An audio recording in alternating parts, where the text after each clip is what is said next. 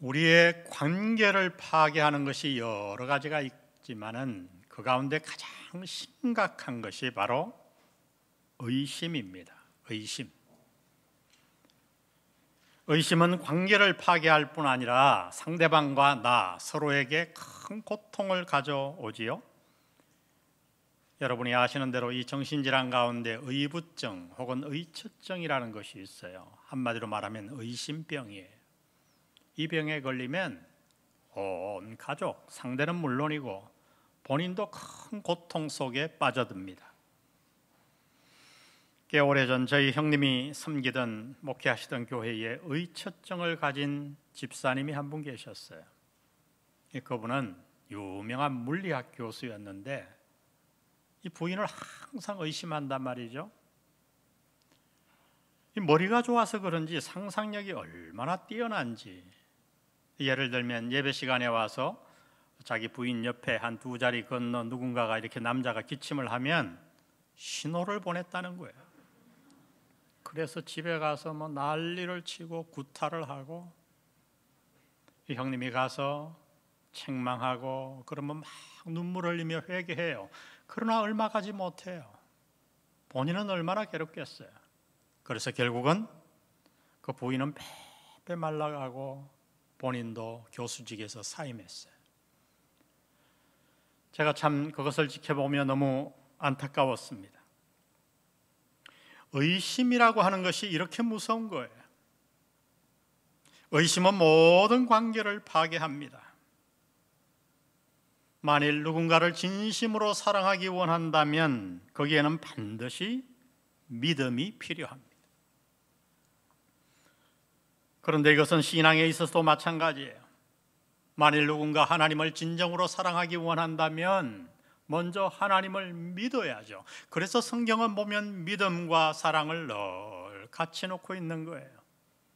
저 유명한 믿음의 장 히브리서 11장 6절은 그래서 이렇게 말합니다. 믿음이 없이는 하나님을 기쁘시게 못하나니 하나님께 나아가는 자는 반드시 또한 그가 계신 것과 그가 자기를 찾는 자들에게 상 주시는 이심을 뭐 어떻게 해야 할지니라?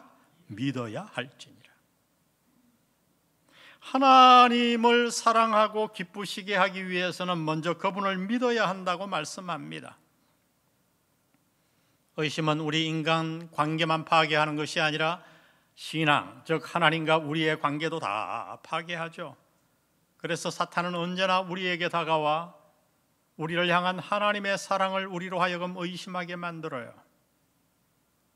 여러분, 아담과 하와를 에덴 동산에서 타락시킨 사탄의 전략이 무엇인지 아시나요?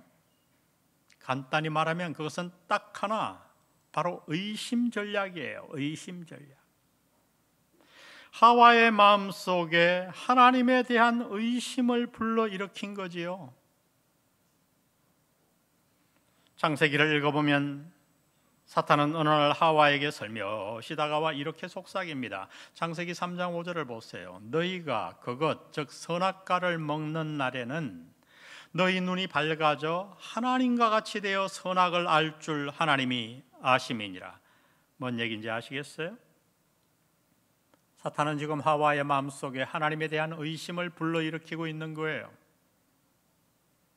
하나님이 선악과를 먹지 못하게 막으신 데에는 숨겨진 의도가 있었다고 하는 거지요.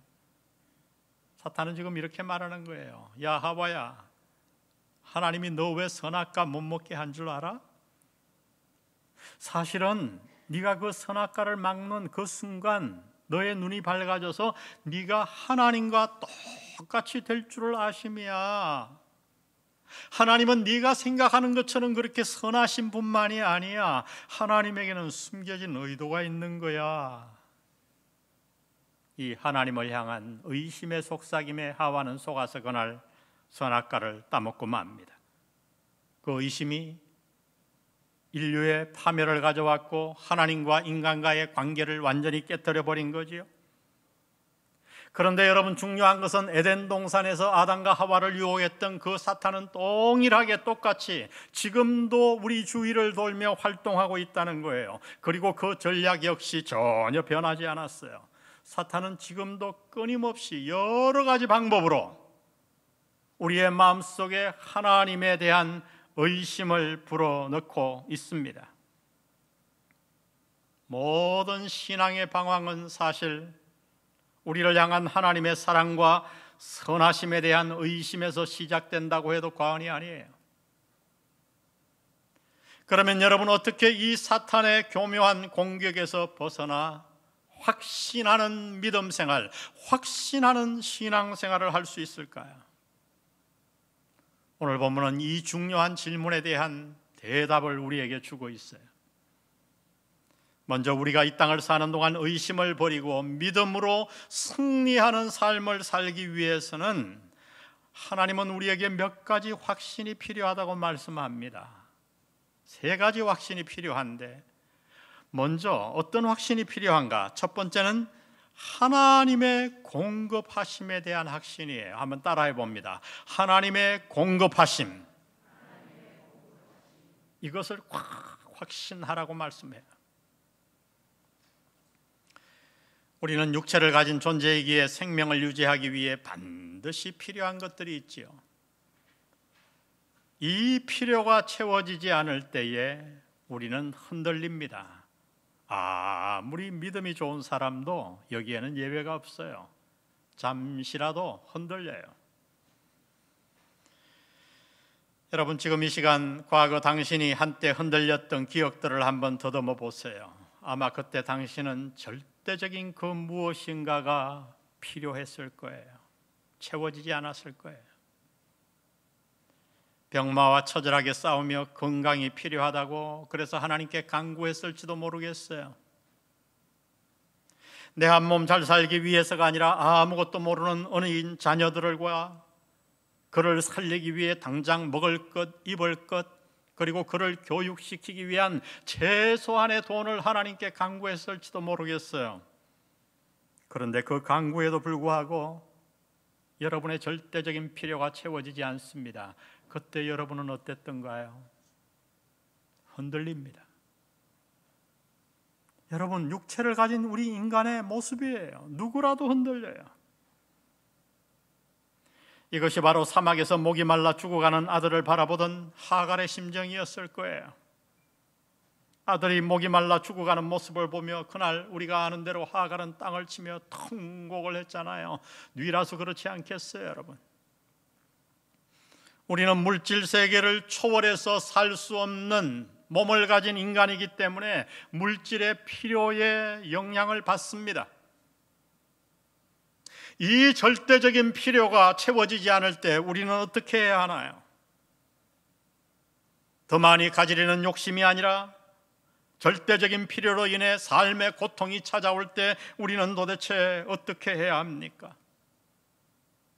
오늘 하나님은 본문을 통해 대답하시는 거예요. 이 땅을 살 동안 우리 모두에게는 절대적인 필요가 채워지지 않을 때가 있어요. 그로 인해 고통이 찾아옵니다. 그때 우리는 어떻게 해야 되는가? 믿음이 없는 사람처럼 주저앉아 내 환경만을 바라볼 것이 아니라 하나님은 말씀합니다. 그때야말로 눈을 들어 하늘을 보고 하나님을 바라보라고요. 하나님은 오늘 본문에서 이렇게 말씀하는 거예요. 얘야, 내가 너의 고통을 안다. 그러나 그 어려운 환경 속에서도 나를 바라보거라. 내가 너를 먹여 살리마. 내가 너의 필요한 것을 채우마. 내가 모든 것을 너에게 공급하마. 절대 흔들리지 말거라. 하나님의 음성이에요. 예수님은 저 유명한 산상수훈의 설교를 하시며 그래서 이렇게 선포하셨지요. 마태복음 6장 26절. 공중에 새를 보라. 심지도 않고 거두지도 않고 창고에 모아들이지도 아니하되 너희 하늘 아버지께서 기르시나니 너희는 이것들보다 귀하지 아니하냐? 우리 30절 다 같이 읽을까요? 시작. 던져지는 들풀도 이렇게 하나님이 입히시거든 하물며 너희일까 보냐 믿음이 작은 자들아. 아멘. 여러분, 그렇습니다. 공중에 새를 먹이시고 덜풀을 입히시는 주님이 지금도 말씀하십니다. 내가 너희의 필요를 공급하마. 그러나 여러분, 이 말씀은 우리가 늘 풍족하게 지낸다는 말이 아니지요. 그것을 기억해야 돼요. 새를 한번 떠올려 보세요. 하나님이 새를 먹이신다고 해서 그 새가 하루 세 끼를 꼬박꼬박 먹는다고 생각하시나요? 아니에요. 아무 노력하지 않아도 저절로 먹을 것이 하늘에서 뚝뚝 떨어진다고 생각하시나요? 전혀 아니에요. 새는 때로 굶어요. 이 겨울이 되면 곡식 나날 하나를 얻기 위해 새벽부터 바삐 움직여야 돼요. 때로 배고프고 때로 너무나 고달프죠. 그러나 새의 전체 인생을 보세요. 새는 신기하게 농사짓지 않고 창고에 모이지도 않는데 결국 하나님이 새를 먹이시는 거예요. 여러분, 우리도 마찬가지입니다. 하나님이 우리의 필요를 공급하신다는 말씀은 어떤 뜻인가? 우리는 늘 부족함이 없이 풍요 속에 산다는 말일까요? 이 땅을 사는 동안 절대적인 필요에 의해 전혀 고통받지 않는 삶을 말합니까? 아닙니다. 우리는 때로 고통받고 때로 흔들려요. 필요가 채워지지 않아 괴롭고 마음이 낙심됩니다. 그러나 기억하십시오, 여러분. 그 고통은 잠시일 뿐이에요. 우리 인생 전체를 바라보면 한 가지 그림이 뚜렷하게 나타나는데, 그것은 하나님이 우리를 먹이시는 모습입니다. 하나님이 우리를 먹이세요. 하나님은 지금까지 저와 여러분을 여기까지 먹이셨고, 지금도 입히시고 먹이시고, 앞으로 이 땅을 떠날 때까지 하나님이 우리를 먹이시고 입히실 줄을 믿으시기 바랍니다. 목말라 죽어가는 아들을 바라보며 통곡하던 하갈은 우리가 아는 대로 그날 하나님께로부터 물과 응식을 공급받았어요. 그래요, 여러분. 하나님이 우리를 먹이세요. 바울은 이 놀라운 사실을 깨닫고 하나님의 절대적인 공급에 대해 이렇게 표현해 놨어요. 로마서 8장 32절에 보니 자기 아들을 아끼지 아니하시고 우리 모든 사람을 위하여 내어주시니가 어찌 그 아들과 함께 모든 것을 우리에게 주시지 아니하겠느냐. 이 말씀을 믿으세요. 만일 당신에게 당장 필요해 보이는 것이 주어지지 않는다면 그것은 더 완벽한 것을 주시는 하나님의 선하신 의도임을 기억하십시오. 하나님은 당신에게 필요한 모든 것을 공급하는 분이십니다. 하나님은 우리에게 가장 좋고 선한 것을 주시는 분이십니다. 여러분, 그 사실이 가장 확연하게 드러난 곳이 바로 갈보리 언덕이잖아요. 당신의 필요가 당장에 채워지지 않아 하나님에 대한 확신이 흔들리고 있나요? 여러분, 그렇다면 당신의 발걸음을 한번 갈보리 언덕으로 조용히 옮겨보세요. 그리고 그곳에서 십자가에 달리셨던 주님을 바라보십시오. 당신을 위해 독생자 아들까지 주신 그 하나님이 무엇을 아끼시겠어요? 무엇을 주시지 않겠어요? 갈보리 십자가에 가서 여러분의 절대적인 필요가 채워지지 않아 흔들릴 때마다 갈보리 언덕에 가 십자가를 바라보며 그 갈보리 언덕을 통해 당신을 향한 하나님의 놀라운 사랑, 아들까지 주신 그 사랑을 확인하시기를 바랍니다. 만일 우리가 그 사랑을 확신하며 살아간다면 우리 삶에 어떤 일이 일어나는가? 사도는 이렇게 말합니다. 로마서 8장 31절에 보니 그런즉 이 일에 대하여 우리가 무슨 말하리요? 만일 하나님이 우리를 위하시면 누가 우리를 대적하리요? 놀라운 선포예요. 반어법이죠. 질문이 아니에요. 하나님이 아들을 아끼지 않고 우리 모든 사람을 위해, 나를 위해 주셨다면 누가 우리를 감히 대적하겠는가? 아무도 대적할 존재가 없다는 거예요. 물론 우리는 이 땅을 사는 동안 우리를 대적하고 막아서는 존재를 종종 경험합니다. 역경과 비극, 핍박자들과 반대론자들이 우리를 막아서지요. 미래에 대한 염려와 나의 연약함이 나를 때로 대적합니다. 악한 자들이 우리를 대적하고 마침내 죽음이 우리를 대적해요. 그러나 바울은 말합니다. 하나님의 놀라운 능력과 나를 향한 그분의 사랑을 생각한다면 나를 막아서고 대적하는 그것들은 아무것도 아니라는 거예요. 아무것도 아니라. 여러분, 그래요. 누가 감히 우리를 대적할 수 있습니까? 죽음이라도 우리는 봤잖아요. 우리 믿음의 선조들을 통해 죽음이 우리를 이길 수 없어요. 죽음도 우리를 대적할 수 없어요. 이 세상에 그 어떤 것도 우리를 대적할 것은 없는 줄 믿습니다. 우리는 누구인가? 바로 이 천지 만물을 지으신 하나님이 아들까지 주시기까지 사랑한 하나님의 사랑의 대상입니다. 그러므로 여러분, 오늘부터 이 땅을 사는 동안 그 하나님의 놀라운 공급하심을 확신하고 믿으시기를 주의 이름으로 부탁합니다. 하나님의 공급하심, 하나님이 나를 먹이실 거야, 입히실 거야. 여기서 흔들리지 마세요. 우리가 확신하는 믿음 생활을 하기 위해서는 먼저 나를 향한 하나님의 공급하심을 믿어야 합니다. 두 번째 우리가 믿어야 할 것은 무엇인가? 바로 하나님의 용서하심이에요. 따라합니다. 하나님의 용서하심. 이미 살펴본 대로 이 땅을 사는 동안 나의 절대적인 필요가 채워지지 않으면 내가 흔들려요. 또 하나 우리의 확신을 흔드는 것이 있는데 그것은 바로 죄와 죄책감이지요. 그런데 신기하게도 신앙생활을 하면 할수록 이 죄책감은 점점 더 커져가요. 과거 주님을 몰랐을 때 아무렇지도 않은 것들이 이제는 크게 다가와요. 죄라고 생각지도 않은 것들이 이제는 죄로 크게 나에게 다가와요. 여러분, 사실 이것은 좋은 일이에요. 왜냐하면 우리의 영혼이 그만큼 깨끗해졌다는 거지요. 우리가 하나님께, 빛 대신 하나님께 그만큼 가까이 나갔다는 거예요. 어둠에 있을 때 보이지 않던 것들이 빛에 나와 다 보이듯이 죄에 대해 민감하게 되는 거예요.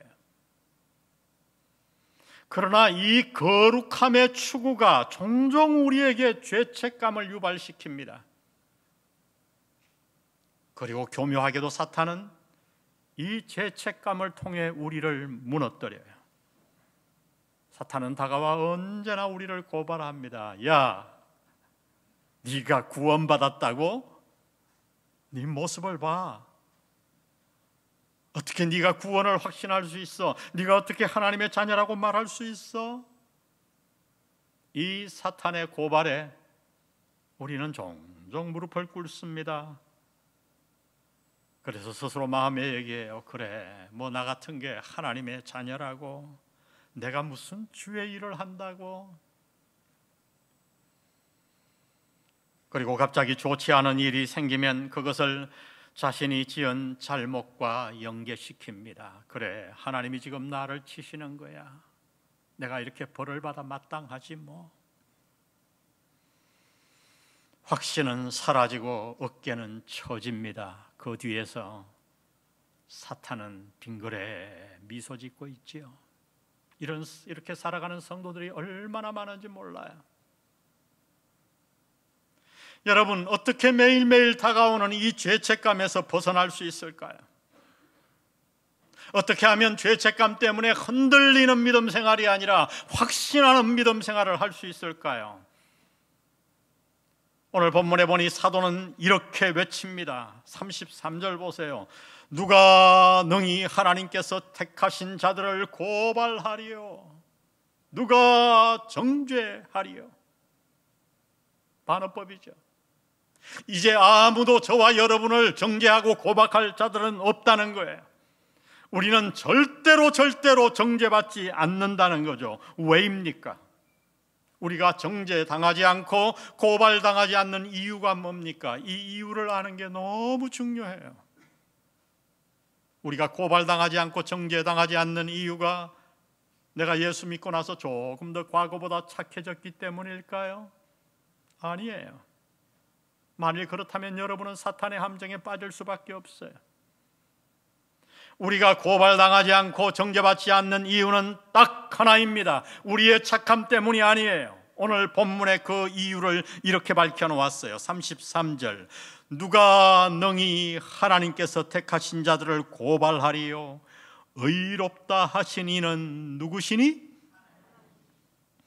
하나님이시니. 나를 의롭다고 하신 이는 하나님이시니. 나는 왜 고발당하지 않고 죄를 지었음에도 정죄당하지 않는가? 그 이유는 하나님이 나를 의롭다고 여기시고 의롭다고 선포하셨기 때문인 줄 믿습니다. 나의 착함 때문이 아니에요. 내가 완벽하게 살아서가 아니에요. 오늘 사도는 하나님을 꺼내면서 또 우리가 정죄당하지 않고 고발당하지 않는 아주 기초적인 근거를 제시합니다. 34절 보세요.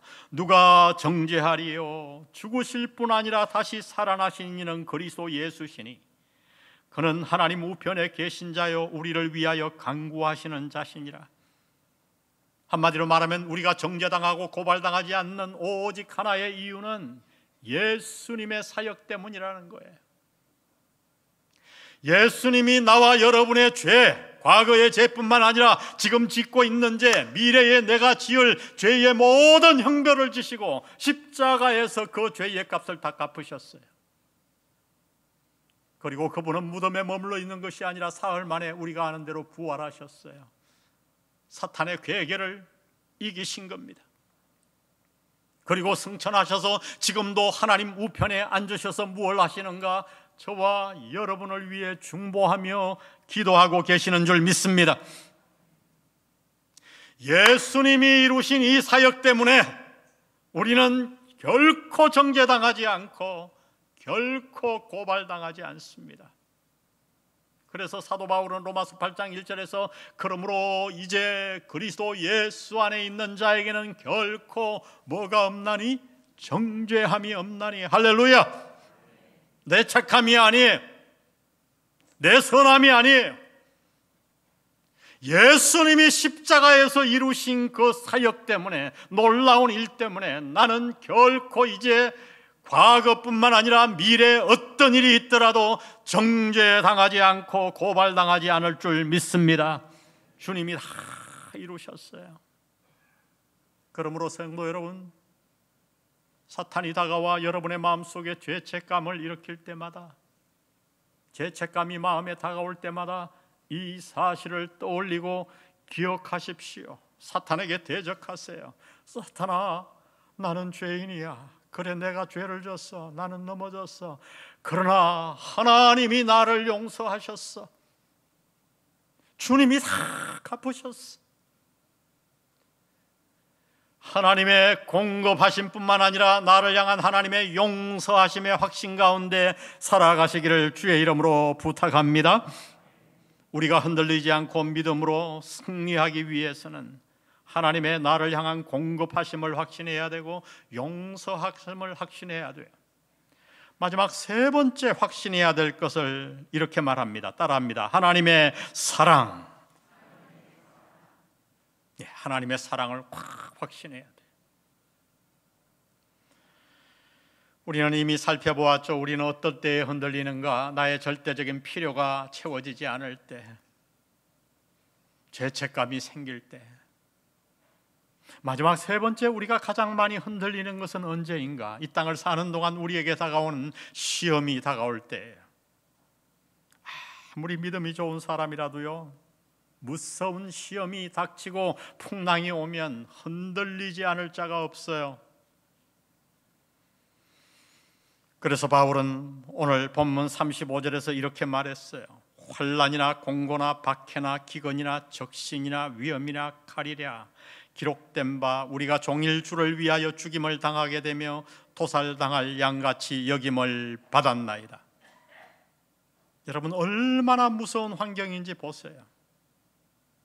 세상에서 우리를 위협할 수 있는 모든 환경은 여기에 다 등장해요. 여기 단어를 보면 환난, 헬라어 원어로 보면 타작기, 우리나라 말로 말하면 도리깨예요. 도리깨. 여러분이 곡식이 되었다고 생각해 보세요. 그 곡식을 타작하기 위해 도리깨로 내려칩니다. 환난이에요. 곤고, 극심한 정신적인 고통이에요. 쌀두지에 갇혀 있는 것 같이 옴짝달싹 못하는 그런 정신적인 고통. 이 핍박은 보란듯이 대놓고 하는 박해입니다. 기근과 적신, 배가 고프고 입을 옷이 없을 정도의 참혹한 가난이에요. 이렇게 육체적, 정신적으로 고난이 얼마나 극심한지 바울은 말합니다. 마치 그때의 형편이 도살당할 양같이 여김을 받았다고요. 이제 양을 잡으려고 사람이 칼을 들고 있는데 아무 저항할 힘 없이 떨며 서 있는 양의 모습. 여러분, 이러한 시험 가운데 흔들리지 않을 사람이 어디 있겠어요? 이 땅을 살다 보면 항상 신장로만 있는 게 아니잖아요. 아무리 예수를 잘 믿어도 우리에겐 시험이 다가오고 고난이, 환난이 다가옵니다. 계곡을 건너야 돼요. 이런 시험 가운데 어떻게 무너지지 않고 흔들리지 않고 승리할 수 있을까요? 성경은 오늘 대답합니다. 바로 그때야말로 나를 향한 하나님의 사랑을 기억하고 하나님의 사랑을 바라보며 그 하나님의 사랑을 마음에 꽉 붙잡으라고요. 그래서 37절은 이렇게 소리쳐요. 그러나 이 모든 시험에도 불구하고 그러나 이 모든 일에 우리를 사랑하시는 이로 말미암아 우리가 넉넉히 뭐하느니라? 이기느니라. 할렐루야. 이게 믿음이에요. 여러분, 우리는 이길 수 있어요. 어떤 시련도 어떤 고난도 이길 수 있습니다. 사도는 그냥 이긴다고 말하지 않고 자신의 경험을 통해 다시 이렇게 고백해 놓았어요. 너무 놀라운 말씀이죠. 38, 39절 우리 다 같이 한번 읽으십시다. 시작. 내가 확신하노니 사망이나 생명이나 천사들이나 권세자들이나 현재일이나 장래일이나 능력이나 높음이나 깊음이나 다른 어떤 피조물이라도 우리를 우리 주 그리스도 예수 안에 있는 하나님의 사랑에서 끊을 수 없으리라. 여러분, 이 본문 옆에 여러분이 현재 당하고 있는 고난을 한번 적어 넣어 보세요. 그것이 가난인가요? 혹시 질병인가요? 사랑하는 자를 먼저 떠나보내 어찌할 수 없는 아픈 마음인가요? 그 어떤 것이라도 오늘 바울을 통해 하나님은 말씀하십니다. 이 땅을 사는 동안 우리에게 때로 풍랑이 찾아오고 고난이 찾아옵니다. 그게 인생이에요. 어쩔 수 없어요. 그러나 그것이 어떤 것이라도 어떤 고난이라도 하나님은, 바울은 외칩니다. 우리를 우리 주 그리스도 예수 안에 있는 하나님의 사랑에서 끊을 수 없으리라. 끊을 수 없어요. 사랑하는 성도 여러분, 이 하나님의 사랑을 확신하며 살아가는 여러분 되시기를 바랍니다. 지금까지는 어떻게 살아왔더라도 상관없어요. 그러나 아픈 남은 생에 코로나 바이러스보다 더한 것들이 오고 절대적인 필요가 당장 채워지지 않고 질병이나 환난이나 가난이나 그 무엇이라도 기억하십시오. 그것들이 찾아올 때 하나님이 당신을 사랑하십니다. 당신을 향한 하나님의 놀라운 사랑에서부터 우리를 끊을 것은 아무것도 없습니다. 우리는 그 하나님의 사랑으로 인하여 넉넉히 이길 줄 믿습니다. 우리 오늘 말씀 생각하며 우리 찬양 시간에 불렀던 정말 놀라운 찬양이죠. 제목이 난 주의 것일세. 찬양의 난 주의 것일세. 왜 이번 찬송가에 이 곡이 빠졌는지 지난번 새 찬송가에는 있었는데 너무 안타까워요. 이 찬양 우리 가사를 생각하며 주님 앞에 고백합니다.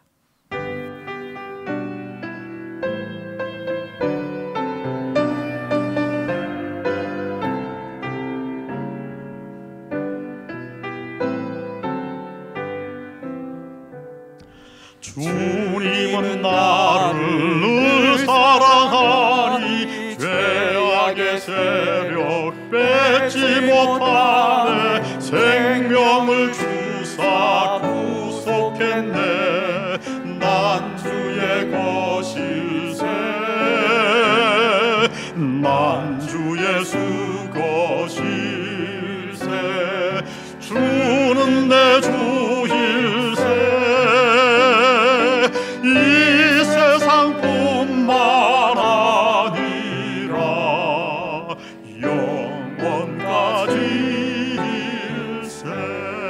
영원까지일세. 우리는 주님의 것인 줄 믿습니다.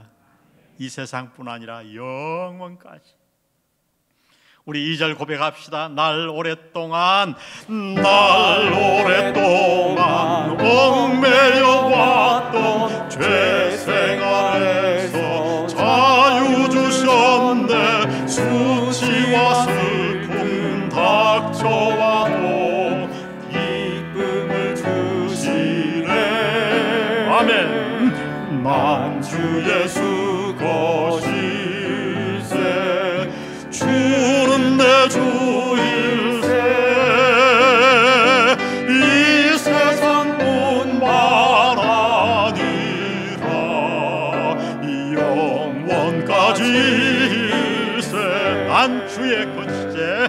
난 주 예수 것일세. 주는 내 주일세. 이 세상뿐만 아니라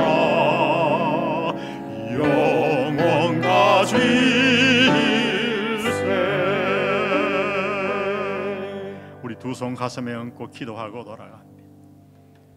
혹시 지난 세월 갈보리 십자가에서 아들까지 주신 그 하나님의 사랑에 흔들린 적이 있었나요?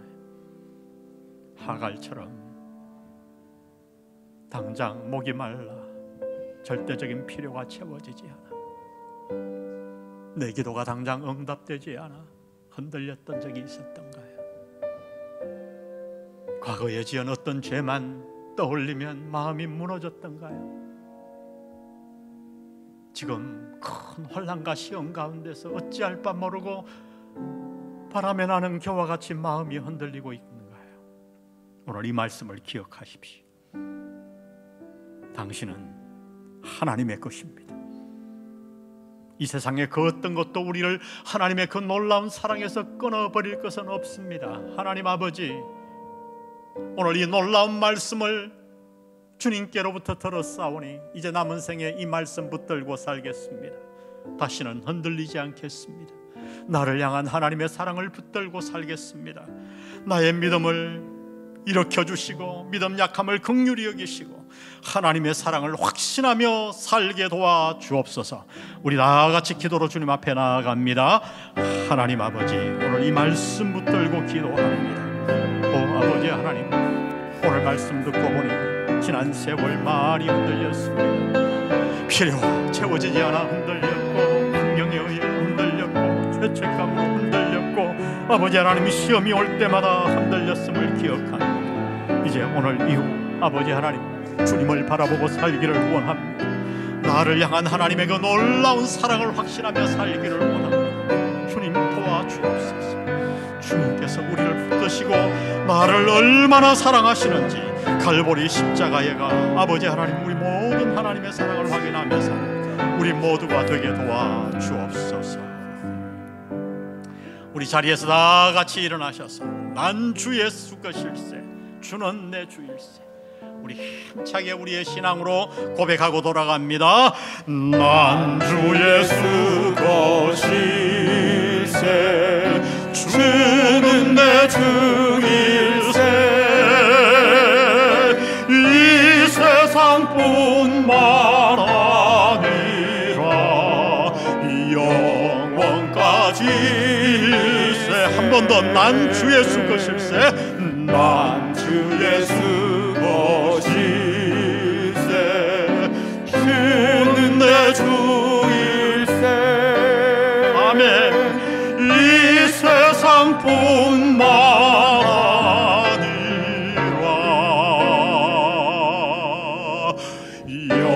영원까지 일세. 영원까지 나를 사랑하는 하나님께 한번 영광의 박수 올려드립니다. 할렐루야. 아멘. 할렐루야. 아멘.